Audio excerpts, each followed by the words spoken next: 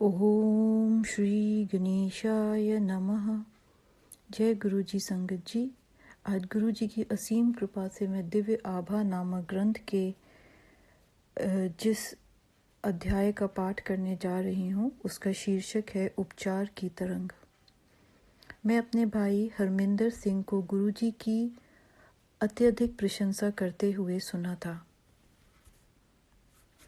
2003 में जब मैं जयपुर में रहता था, मैं अपने भाई के साथ गुरुजी की संगत के में गया। वहाँ पर सत्संग होते थे जिसमें प्रत्येक वक्ता गुरुजी के गुणगान गाते हुए उनके द्वारा असंभव को संभव होने की बात करते थे। मेरे भीतर भी आशा की किरणें उभरीं और मैंने गुरुजी से अपने दाहिने हाथ के उपचार के लिए विनती करी। वह एक दुर्घटना में क्षतिग्रस्त हो गया था। शीतकाल और कोई भी कार्य करते हुए उसमें पीड़ा बहुत बढ़ जाती थी। मुझे उसका आशीर्वाद प्राप्त हुआ और उन्होंने मुझे ताम्र लोटा लाने को कहा। जब मैं वह लोटा लेके उनके सम्मुख बैठा हुआ था, मुझे अपने हाथ में तीव्र तरंगे बहने का आभास हुआ। इससे उसमें तुरंत ही शक्ति आई और मैं उसे बिना पीड़ा के हिला सका। मुझे बहुत यात्राएं करनी पड़ती थीं। अक्सर मेरी दुर्घटनाएं हो जाती थीं, परंतु गुरुजी के दर्शन होने के बाद मुझे सुरक्षा का अनुभव रहा है। एक बार रात को अजमेर से जयपुर आते हुए मैं कार की पिछली सीट पर विश्राम कर रहा था। अचानक मुझे किसी ने झिझोड़ कर जगाया और मैंने चिल्लाकर वाहन चालक को कहा कि आगे मार्ग पर ट्रक खड़ा हुआ है।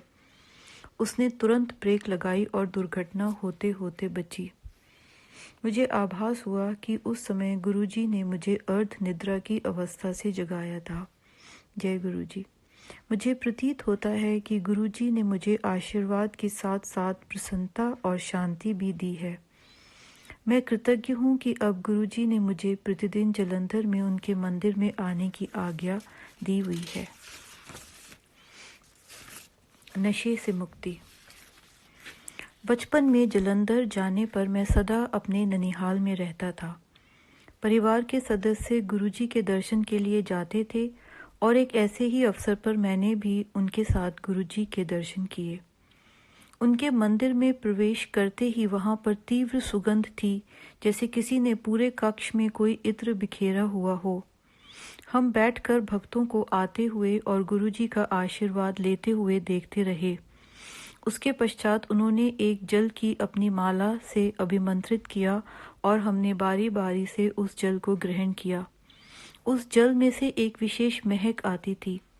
बच्चे होते हुए भी हम बिना दंगा या छेड़खानी किए हुए एक स्थान पर बैठ सकते थे।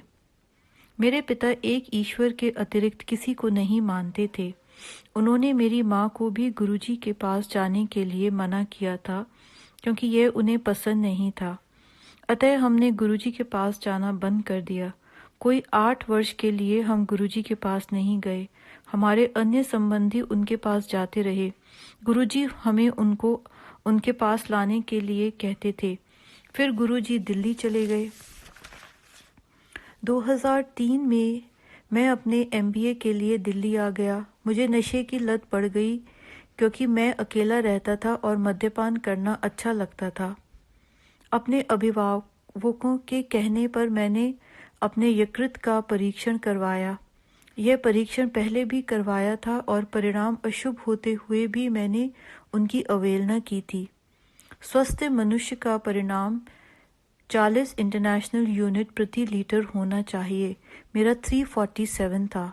स्पष्ट था कि यदि मैंने मद्यपान नहीं छोड़ा तो मुझे यकृत का सूत्रण रोग होने की पूरी संभावना थी, जो निश्चित रूप से घातक हो सकता था। मेरी माँ मेरे साथ रह रही थी। हम वसंत कुंज से द्वारका दूसरे मकान में जाने को थे और वह मेरी सहायता करने आई थी। मेरी माँ धार्मिक प्रवृत्ति की थी और नियमित रूप से गुरुजी के पास जाकर उनकी कृपा और मेरे स्वास्थ्य के लिए प्रार्थना करती थी। एक दिन गुरुजी ने उन्हें बताया कि उनकी संतान को कष्ट है और मुझे लाने के लिए कहा। मैं गया। मेरे पिताजी को यह पता नहीं था। हर संध्या को मैं सीधा उनकी संगत में जाकर चाय और लंगर ग्रहण कर वापस आता था। कुछ भक्त संगत सुनाते थे कि कैसे गुरुजी ने उनके कष्ट दूर किए। वहां पर कई ऐसे अनुयायी थे जिनको हृदय रोग, कैंसर और धन के अभाव से मुक्ति प्राप्त हुई थी और अब वह प्रसन्न थे। गुरुजी ने माँ को 10 दिन तक लगातार आने के लिए कहा। मेरे लिए ताम्र लोटा भी मंगाया जिसे उन्होंने अभिमंत्रित किया और मैंने उसमें से जल पिया। उनके पास बैठे हुए मेरे मन में उनके आशीर्वाद का विचार रहता था। इन्हीं दिनों मैंने एक अन्य चिकित्सक से भी परामर्श लिया। मेरे एक मित्र ने उसके बारे में बताया था। मेरे मित्र को भी यही रोग था और वह मेरे जैसी ही औषधियां ले रहा था। 4 मास के बाद भी उसका उपचार पूरा नहीं हुआ था। एक दिन गुरुजी ने मेरी माँ को कहा कि मैं स्वस्थ हो गया हूँ और उन्हें चिंता करने की कोई आवश्यकता नहीं है। मुझे पुनः सब परीक्षण भी करवाने को कहा। जब मेरे परीक्षण हुए तो परिणाम 40 इंटरनेशनल यूनिट प्रति लीटर आया, जो सामान्य था।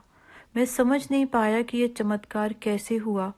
मैंने गुरुजी को उनके आशीष के लिए धन्यवाद देना चाहा तो उन्होंने मेरे से प्रश्न किया कि क्या मैंने परीक्षण करवा लिए थे और मैंने हामी भरी। वह बोले, ठीक है ना, जा ऐश कर। मेरी माँ और मैंने उनके चरण स्पर्श किए और हृदय से उनको धन्यवाद दिया। नानी का हृदय रोग। उस रात मेरी नानी और माँ ने एक और चमत्कार सुनाया जो 10 वर्ष पूर्व हुआ था। मेरी नानी को हृदय के 3 दौरे पड़ चुके थे और चिकित्सकों ने उनका उपचार यह कहकर मना कर दिया था कि वह जीवित नहीं रह पाएंगी। मेरी माँ और मेरे मामा जी गुरुजी के पास अर्ध यात्री में पहुंचे। उन्होंने उन्हें पान के पत्ते लाने के लिए कहा, जिन्हें उन्होंने नानी के साथ वाले कमरे में पूजा कर अभिमंत्रित किया। इन पान के पत्तों को मेरी नानी के हृदय स्थल पर रखा गया। 10 मिनट के पश्चात मेरी नानी जी को मूत्र हुआ, जो कि सकारात्मक संकेत था। यह देखकर चिकित्सक उन्हें तुरंत लुधियाना के एक चिकित्सालय में बाईपास के लिए ले गए। गुरुजी के बिना मेरी नानी आज जीवित नहीं होती। कुछ अनुभवों की व्याख्या करना कठिन है, किंतु वह होती हैं। उन्हें केवल स्वीकार किया जा सकता है। मेरे उपचार के उपरांत गुरुजी के प्रति मेरी श्रद्धा में वृद्धि हुई है। उनका आशीष हमारे परिवार पर सदा बना रहे। दशक के बाद पुत्राशीष। मेरी छोटी बहन गीता का विवाह 1995 में संपन्न हुआ था, पर वह 10 वर्ष तक गुरुजी के आशीर्वाद देने तक संतान सुख से वंचित रही थी। हम गुरुजी के पास पहली बार वर्ष 2001 में गए थे और मेरे पुत्र शांतनु की मिर्गी से स्वस्थ करने के पश्चात हमने अपनी बढ़ती हुई सूची में एक विषय और जोड़ लिया था, गुरुजी से गीता को संतान का आशीष। गीता कनाडा में रहते हुए भी अपना उपचार करवाती रही थी और पिछले 5 वर्ष से भारत में भी करवा रही थी। गुरुजी ने मेरे द्वारा उसे कहलवाया कि वह प्रत्येक सोमवार को व्रत रखना आरंभ करे और यदि कोई फल खाना छोड़ सकती है तो ऐसा करे। मैंने गीता को गुरुजी का निर्देश बताए तो उसने अमरूद खाना छोड़ दिया, जो उसे पसंद नहीं था। कुछ ही महीनों में गीता ने गर्भ धारण कर लिया। पूरा परिवार अति उत्साहित था और आतुरता से उसकी संतान होने की प्रतीक्षा कर रहा था।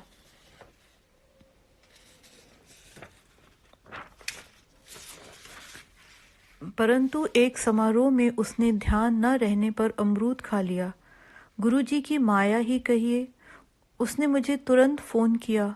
कुछ ही सप्ताह में उसे गर्भपात हो गया और उसने वह बच्चा खो दिया। जब मैंने गुरुजी से इस बात का उल्लेख किया तो उन्होंने उसे शिवरात्रि को उनके पास आने के लिए कहा। शिवरात्रि में 1 सप्ताह से कम का समय शेष था, किंतु गुरु कृपा से वह दिल्ली आ सकी। गुरुजी के दर्शन के बाद उन्होंने उसे आशीर्वाद देके उसे वापस कनाडा लौटने को कहा। कनाडा लौटकर उसने अपने व्रत फिर आरंभ कर दिए। 1 वर्ष बीत गया। 2005 में एक दिन जब हम बड़े मंदिर में थे, उन्होंने मुझसे पूछा कि क्या मेरे पास गीता का चित्र है। चूंकि उस समय मेरे पास नहीं था, उन्होंने मुझे उसका एक चित्र मंदिर आते हुए सदा साथ रखने का निर्देश दिया। गुरुजी के साथ उस वार्तालाप में 1 माह पश्चात गीता ने मुझे फोन पर बताया कि उसे फिर गर्भवती होने का आभास है, पर निश्चित रूप से चिकित्सक के परीक्षण के बाद ही बता पाएगी। चिकित्सक ने उसे गर्भ धारण करने की बात स्पष्ट कर दी और उसने 22 मई को एक स्वस्थ बालक को जन्म दिया।